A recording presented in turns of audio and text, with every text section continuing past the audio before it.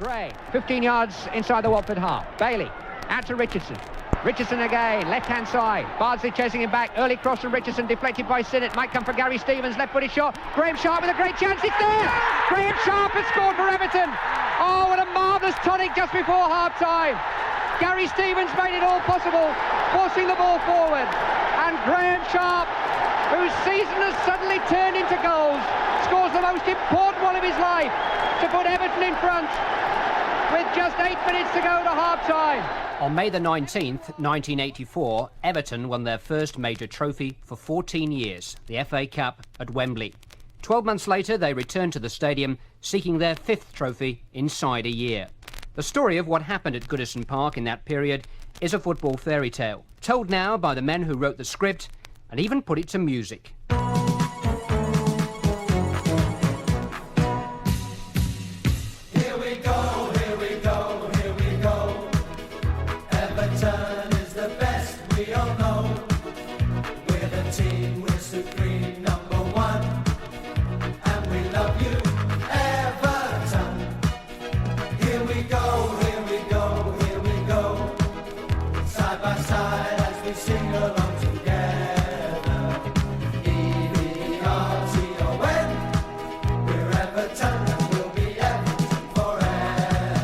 Here's Trevor Steven again on the right-hand side, trying to get on the outside of Price.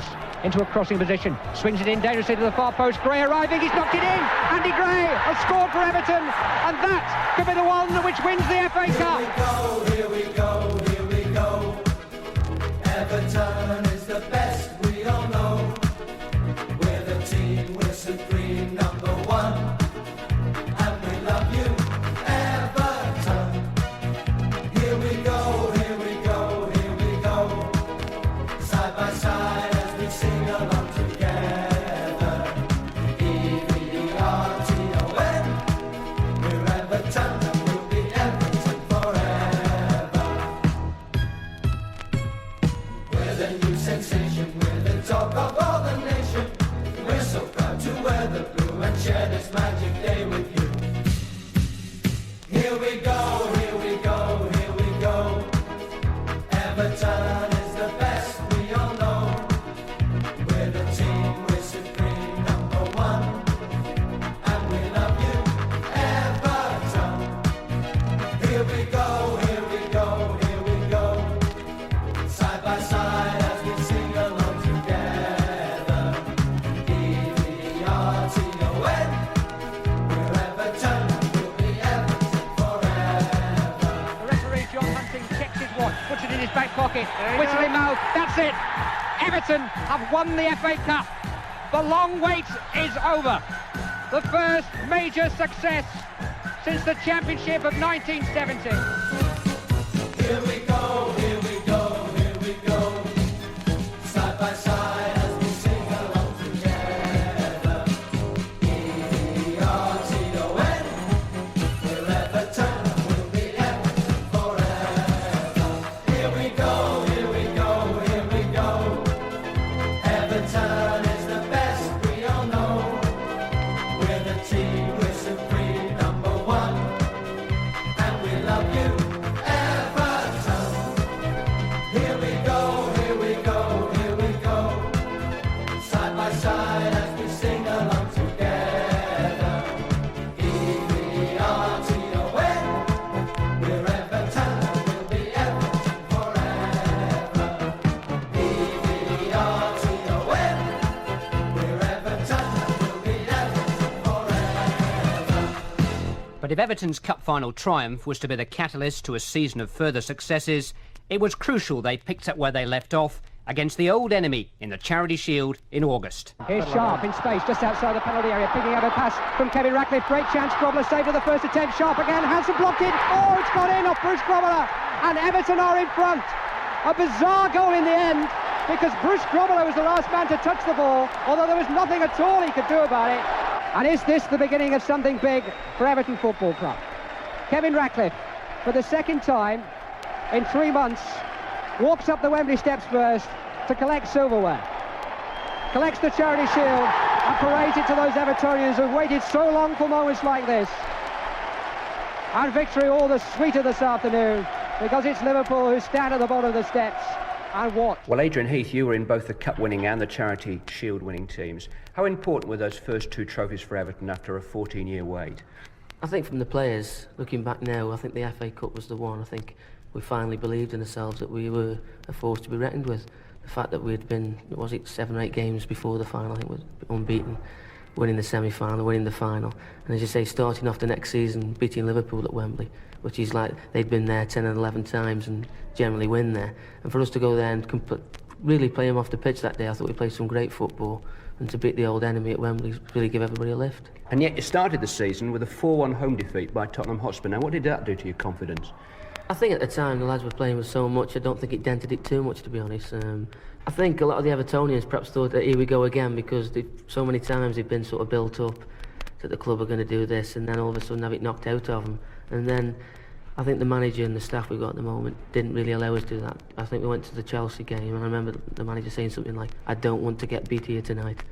And all of a sudden it sort of put kind of tone to the lads, really, that the importance of the game. And I think that was like a little turning point for us. Classy looking pass, will pick out Kevin Richardson in the Chelsea penalty area. Richardson with a great chance, 1-0. Kevin Richardson has scored for the Blues. And that is a marvellous tonic for Howard Kendall's men. What a relief. League points at last on August the 31st, because despite Everton's Charity Shield victory, it was Liverpool who had started the title campaign as Championship favourites, and the bookmakers' generous quote of 12-1 the Blues looked a realistic one for a week or two. But by the time the Merseyside Giants met again at Anfield towards the end of October, Everton had eased back into the top 6 and were starting to rewrite the history books. Sporting a red cap in this second half, Bruce Grover, as the sun sets behind the Kop end, which Liverpool are now attacking, and already made one breathtaking save from Gary Stevens in this game. Long right-footed clearance, finds Stevens. Here's Reid on the halfway line, back to Stevens again, floated forward with the right foot, singing out Graham Sharp. Lovely first touch, right-footed volley, brilliant goal by Graham Sharp. First blood to the Blues down at the Anfield Road end, and an absolute classic from Graham Sharp. Marvellous goal, Grobbler never saw it. Controlled it with his first touch, high ball played over his head, and then thumped it in on the volley from 20 yards. And now Everton to end the long wait for a victory at Anfield. I think for the lads that was probably one of the highlights of the season, especially the way that Liverpool have dictated sort of football in Merseyside for the last few years. And for us to go there and play really, really well and to beat them with a fabulous goal. I know personally it's one of the highlights of my career, that was, because prior to that game I'd hardly had a kick, never mind beating Liverpool. I think the main thing was that we went there and played with a lot of flair, we played with a lot of sort of passion, and I think the supporters suddenly realised that we have got a team to be reckoned with. Do you think you were playing your best football of the whole season at that time, towards the end of October and so on? Yes, I think we were. We played Liverpool and then we played United, obviously, when we beat them 5, which I think was probably the best team performance of the season. Everybody from 1 to 11 had a great game that day. Olsen on the edge of his own penalty area continues the clearance.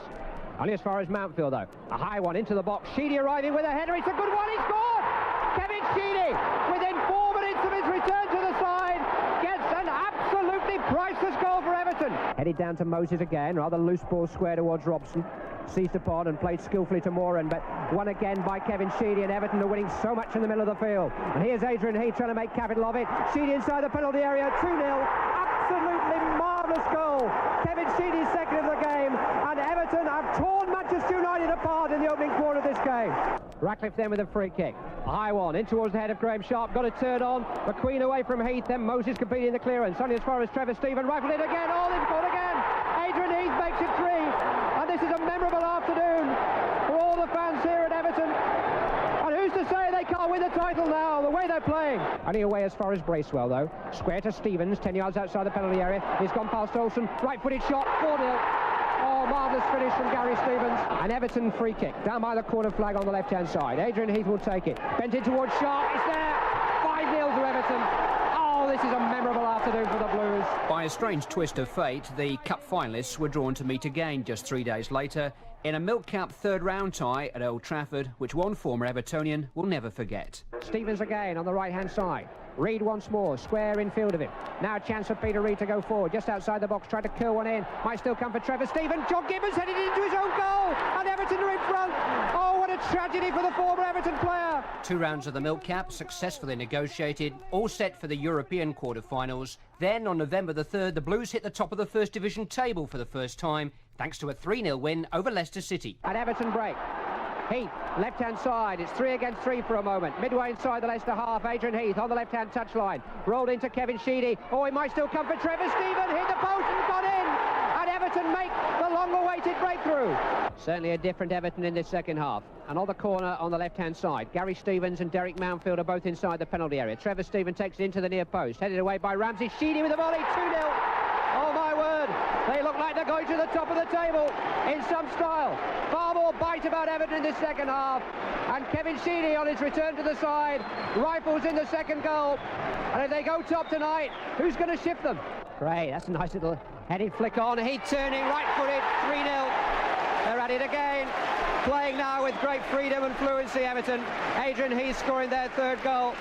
And surely now, Everton will go back to the top of the First Division for the first time in well over 5 years. It could be that the Blues played their best football of the whole campaign in October and November. 10 straight wins in which they scored 26 goals and conceded only 2, adding into Bratislava to University College Dublin on their list of European victims and moving from 8th to 1st in the table. It was Grimsby Town, of all people, who ended the run. One of those nights, the commentator should have kept his big mouth shut. Well, there'd be more than irony about this game if Grimsby could snatch something in the last couple of minutes. They haven't been in it as an attacking force, and now they have a free kick less than 10 yards outside the Everton penalty area.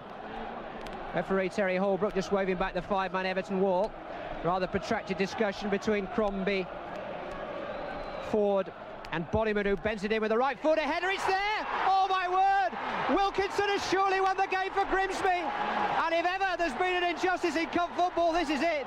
If there was any consolation to be squeezed from that Shot Milk Cup defeat on November the 20th, it at least brought Paul Wilkinson to Everton's notice. But the Blues won only once in their next 5 games, losing the First Division leadership before Christmas, and worse still, losing Adrian Heath, whose 13 goals in 26 games had forced him right into the England reckoning. It was a pleasure to watch the lads in some of the games because they were playing that well. But on the other hand, to have been involved when the ball started to roll, if you like, and the snowball was getting bigger, to suddenly sort of drop out. And I think the hardest part of it all for me was Rotterdam. It was as low as I've ever been, I think, on that night. Because I know I played for such an illustrious club with such a big name, and for the people who played that night, they're going to go down in history for the club of being the 11 who won the first European honour for Everton. And it hit home to me that night because it was a fabulous night, the supporters and everything. Just a great night for Everton Football Club, and to sort of be sitting in the stand with the supporters didn't really mean an awful lot to me. But as one hero bowed out to a lonely vigil in the treatment room, another emerged to lead Everton on the 28-game unbeaten run that was to clinch the championship. A hero right out of the comic strips. Blonde, dashing and brave. On to Reid, rapiding down the right-hand side. He's beaten Daniel, drives it in. Andy Gray, 1-1. Glorious goal. Andy Gray, who's threatened from the very first whistle, equalises for Everton. Bracewell, back out to Stephen. Left-hand side, crossed in with the right foot, this time towards Gray. Oh, marvellous goal. And this is Andy Gray at his very, very best. Another wonderful diving header, this time from the curled cross by Trevor Stephen from the left-hand side. And after half an hour of frustration, Andy Gray points the way towards the title for Everton again. Andy, what were your feelings during that part of the season when you weren't in the team? Obviously very frustrated and very pleased. It was a time of mixed emotions for me. Happy that the lads were bubbling along at the top of the First Division and going well, and frustrated and disappointed that even though you're in the 12, that I wasn't really part of it. I suppose it's remarkable looking back at it now, but one or two people were wondering how long you'd stay at the club at that time. Yeah, I mean, to be fair, everyone knows that I think how ambitious I am, and ambitious people don't like to spend too much time in the reserves. I think a compliment to the club and a compliment to the lads is that I did stay as long as I did when I was out of the team, without going and seeing the boss, without publicly making my feelings felt. On a personal note, it was really pleasing to go on that run, because when Adrian got injured, I think a lot of people looked around and thought, well, that is the end of Everton's title hopes. And whether they didn't fancy Graham and I to go on and play together the way that Adrian and Graham had been playing before, I don't know. So that was really pleasing, because I knew people, if we had lost the league after Adrian dropping out, I knew people would maybe have pointed the finger and said, well, that was the reason. But the replacement became the inspiration, and by January the 12th, Everton had regained the First Division leadership, this time for keeps. Leeds, Doncaster and Telford were cut down to size in the FA Cup. Then Manchester United's title challenge was snuffed out on a dramatic day of missed penalties at Old Trafford. Strachan with the right foot. Southall saved it. Oh, a heroic stop by the Everton goalkeeper, and Strachan has missed another one. Forward by McGrath. Brazil is onside, edge of the penalty area. He's turned away from outfield. Olsen with a left-footed volley at 1-0. Jesper Olsen puts Manchester United in front, and Everton felt there should have been an offside in the build-up to that goal. They feel that Alan Brazil was offside in the build-up, but he turned beautifully on the edge of the penalty area, and Jesper Olsen, perhaps the liveliest attacking player on the field in the first half, made capital of the situation to volley home the goal. 8 minutes to go to half-time, and United are in front. So an Everton corner on the left-hand side. Trevor Steven hit by a missile thrown from behind him there on the Stretford end. Clearly in some discomfort, takes the corner nevertheless into the near post. Curran on, Mountfield with a header, 1-1. Derek Mountfield has equalised for Everton, and that's the perfect reply. It was beautifully worked. Stephen bent it in from the corner flag on the left-hand side. Curran got the flick onto the near post. Mountfield buried it from the edge of the 6-yard box, and Everton are back on terms. Another throw to Everton, about 20 yards from the corner flag on their left. One that Pat Van den Houw again will take. Sheedy making a run in towards the corner flag, dragging a defender away for Gray to receive it on the edge of the box. Back to Bracewell, 15 yards outside the penalty area. Crossed in high towards Trevor Steven. Brilliantly controlled on the edge of the 6-yard box now. Was he fouled there by Albiston? Yes, he was. Penalty to Everton. Albiston's foul on Trevor Steven. And Everton have a marvellous opportunity to maybe win the game from the penalty spot with just 8 minutes remaining. It was a tantalising cross by Paul Bracewell, and Trevor Stevens' first touch was the key to it. He brought it down instantly. Albiston put him under pressure and just seemed to push him to the ground.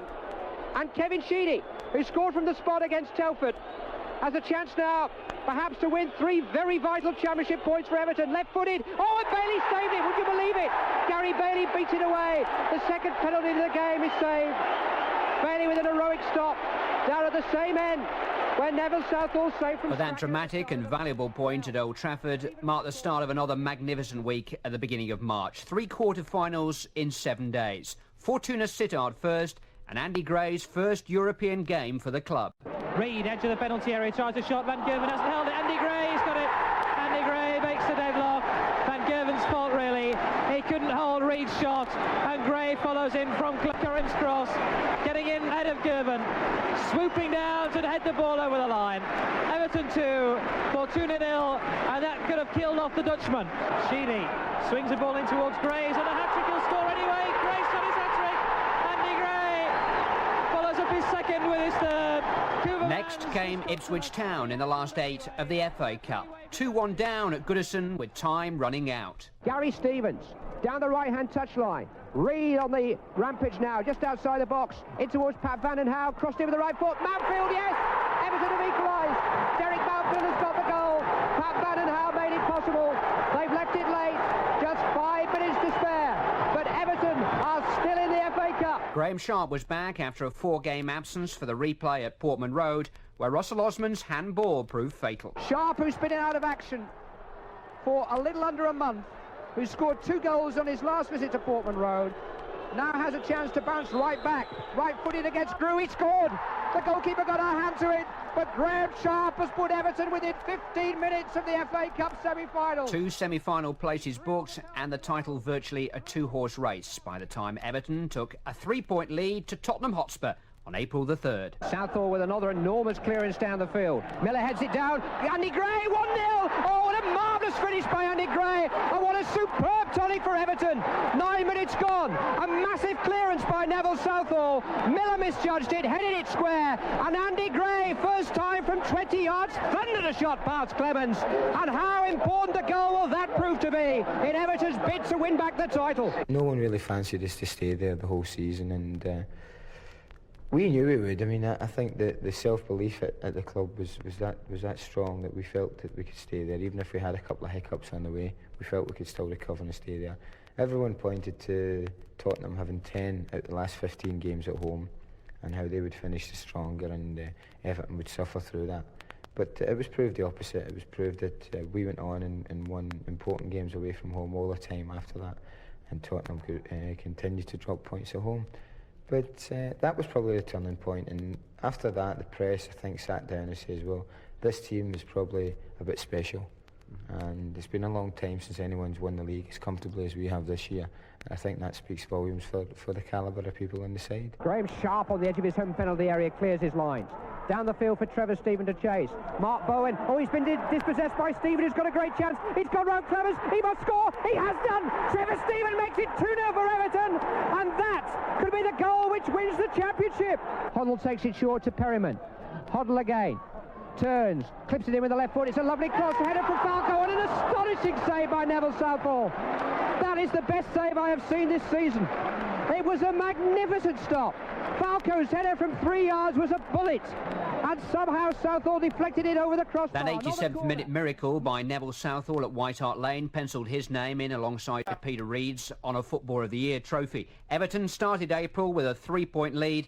They ended it 11 clear and as double cup finalists. Referee orders a Luton Town wall back just a few more yards. Blues on the brink of defeat. Here comes Sheedy with his left foot. It's got in! Kevin Sheedy's equalised!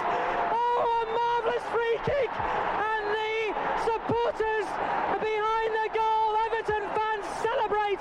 Everton have a free kick on the edge of the Luton Town penalty area. You've guessed it, Kevin Sheedy, the man who bent it in. Mountfield's header, it's in! Derek Mountfield has scored for Everton. Everton 2, Luton Town 1. That is the goal that surely will take Everton to Wembley.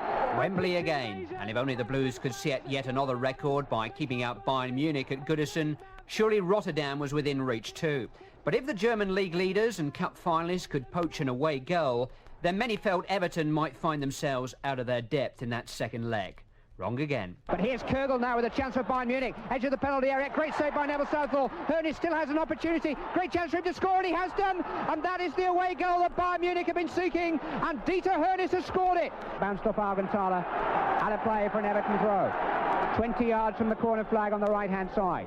Gary Stevens will take it. In towards Andy Gray. Up go the heads. Flicked on towards Sharp. Oh, it's there! Graham Sharp has kept it in. And Everton are level. Andy Gray's header onto the near post. In by Graham Sharp, who has scored in every round of the competition and keeps up the record at the time that Everton needed it most. One more and it's Rotterdam. Stevens takes a throw in towards the near post. Faf held it, no he didn't. Gray looked it in, it's a goal. Andy Gray has put Everton in front. Bayern are furious because Faf came for the long throw, felt he was impeded, didn't collect it, but Andy Gray didn't stand around and find out. He thumped it in the back of the net. Celebration time at Goodison Park. They're very close to their first European final now because Andy Gray, a hat-trick in the quarter-final, has come up with a crucial semi-final goal. And Everton are in front and are on their way to Holland. Forced on towards Andy Gray, breaking inside the Bayern half. Trevor Stephen has a great chance. Edge of the penalty area. Trevor Stephen sends Everton to the final. 3-1 the score on the night. The rest of the story is how Howard Kendall's so-called team of no stars went on to collect medals, awards and international recognition. Late April... Get another up that end. And the boss he said there was nothing wrong first half. He was quite happy the way we were playing. We just didn't get a break. We got a break very early second half. And by God, we showed them we could play a bit.